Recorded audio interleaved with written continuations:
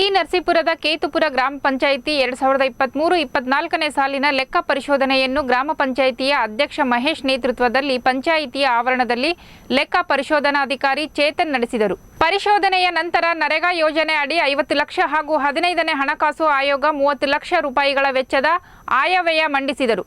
ನಂತರ ಮಾತನಾಡಿದ ಕೆನರಾ ಬ್ಯಾಂಕ್ನ ರಮೇಶ್ ರಾವ್, ಪ್ರಸ್ತುತ ದಿನಗಳಲ್ಲಿ ಎಲ್ಲರೂ ಆನ್ಲೈನ್ ವ್ಯವಹಾರಕ್ಕೆ ಮೊರೆ ಹೋಗಿದ್ದಾರೆ.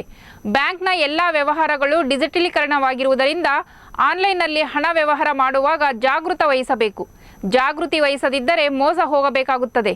ಮೊಬೈಲ್ಗಳಲ್ಲಿ ಕೆಲವು ಆಟಗಳು ಗೀಳಾಗಿ ಪರಿಣಮಿಸಿ ನಿಮ್ಮ ಬ್ಯಾಂಕ್ ಖಾತೆಯ ಹಣದಲ್ಲಿ ಕಡಿತಗೊಳ್ಳುವ ಸಾಧ್ಯತೆ ಇರುತ್ತದೆ.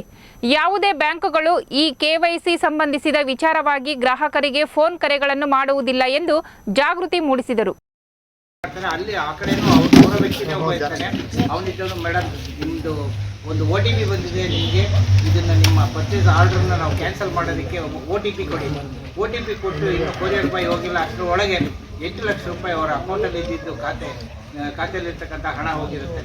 ಆದ್ದರಿಂದ ಸಾಕಷ್ಟು ಎಚ್ಚರಿಕೆ ವಹಿಸಬೇಕು ಅಂತಲೇ ನಮ್ಮ ರಿಸರ್ವ್ ಬ್ಯಾಂಕ್ನವರು ಕೂಡ ನಿಮಗೆ ತಿಳಿದಿರೋ ಹಾಗೆ TV ಪರದೆ ಮೇಲೆ ಅಮಿತಾಬ್ ಬಚ್ಚನ್ ಬಂದು ಹೇಳ್ತಾರೆ, ಬುದ್ಧಿವಂತರಾಗಿರಿ, ಜಾಣರಾಗಿರಿ, ಜಾಗರೂಕರಾಗಿರಿ. ನಾವೆಲ್ಲರೂ ಬುದ್ಧಿವಂತರು ಹೌದು, ಜಾಣರು ಹೌದು, ಆದರೆ ಜಾಗರೂಕತೆ ವಹಿಸಲಿಲ್ಲ ಅಂತಂದರೆ ಆನ್ಲೈನ್ ವ್ಯವಹಾರಗಳಲ್ಲಿ ಸಾಕಷ್ಟು ಜಾಗೃತಿಯನ್ನು ಮೂಡಿಸಬೇಕು ಅನ್ನೋದಕ್ಕೋಸ್ಕರ ರಿಸರ್ವ್ ಬ್ಯಾಂಕ್ ಈ ಥರದ ಒಂದು ತಿಳುವಳಿಕೆಗಳನ್ನು ಕೊಡ್ತಾ ಇರುತ್ತೆ. ಹಾಗೆಯೇ ಕೇಂದ್ರ ಸರ್ಕಾರದ ಹಣಕಾಸು ಇಲಾಖೆಯಿಂದ ಇರತಕ್ಕಂತಹ 3 ಕಾರ್ಯಕ್ರಮಗಳ ಬಗ್ಗೆ ತಿಳಿಸ್ಲಿಕ್ಕೆ ಇಚ್ಛೆಪಡ್ತೇನೆ. 18ರಿಂದ 50 ವರ್ಷ ಒಳಗಿರ್ತಕ್ಕಂತಹ ಯಾವುದೇ ಭಾರತೀಯ ತನ್ನ ಖಾತೆಯಿಂದ ವರ್ಷಕ್ಕೆ ಕೇವಲ 436 ರೂಪಾಯಿ ಪ್ರೀಮಿಯಂ ಕಟ್ಟಿದರೆ 2 ಲಕ್ಷ ರೂಪಾಯಿಗೆ ಇನ್ಶೂರೆನ್ಸ್ ಕವರೇಜ್ ಸಿಗುತ್ತೆ.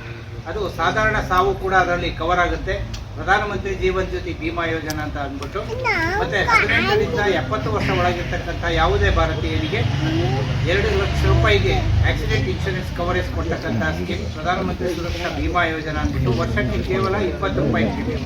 436 + 20 456 ರೂಪಾಯಿ ಒಂದು ವರ್ಷಕ್ಕೆ ಕಟ್ಟಿದರೆ ನಮಗೆ ಸಿಗ್ತಕ್ಕಂಥ 4 ಲಕ್ಷ ರೂಪಾಯಿಯ ಒಂದು ರಕ್ಷಣೆ ಯಾವುದೇ ರೀತಿಯಲ್ಲಿ ಇರ್ತಂದರೆ ಅತಿ ಬಡವನಿಗೂ ಕೂಡ, ಕಡು ಬಡವನಿಗೂ ಕೂಡ ಕೈಗೆಟುಕುವಂತಹ ಪ್ರೀಮಿಯಂನಲ್ಲಿ ಇರ್ತಕ್ಕಂತಹ ಈ ಒಂದು ಸ್ಕೀಮನ್ನು ತಾವು ಎಲ್ಲರೂ ಒಂದು ನೋಂದಣಿ ಮಾಡ್ಕೊಳ್ಬೇಕು ಅಂತ ಕೇಳ್ತೇನೆ. ವರ್ಷದ ಮೇ ತಿಂಗಳಲ್ಲಿ ಕೊನೆ ವಾರದಲ್ಲಿ ಇದರ ಪ್ರೀಮಿಯಂ ಎಲ್ಲ ಡೆಬಿಟ್ ಆಗುತ್ತೆ. ನಾವು ಸಪ್ರೇಟಾಗಿ ಏನು ಹಣ ಕಟ್ಟಬೇಕಾಗಿಲ್ಲ, ನಮ್ಮ ಖಾತೆಯಿಂದ ವರ್ಗಾವಣೆ ಆಗುತ್ತೆ.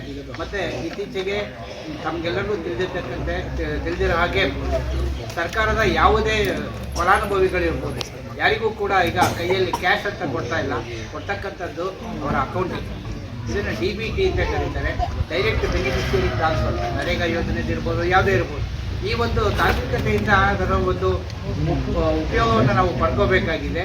ಮತ್ತು ನಮ್ಮ ಒಂದು ಗೃಹಲಕ್ಷ್ಮಿ ಸ್ಕೀಮ್ ಇರ್ಬೋದು, ಯಾವುದೇ ಒಂದು ಸ್ಕೀಮ್ಗಳಲ್ಲಿ ನಮಗೆ ಬರ್ತಕ್ಕಂಥ ಹಣ ನಮ್ಮ ಖಾತೆಗೆ ಬರಬೇಕು ಅಂತ ಅಂದರೆ ನಾವು ಒಂದು ಸಂಸ್ಥೆ ಇದೆ, national payments corporation of India ಅಂತ.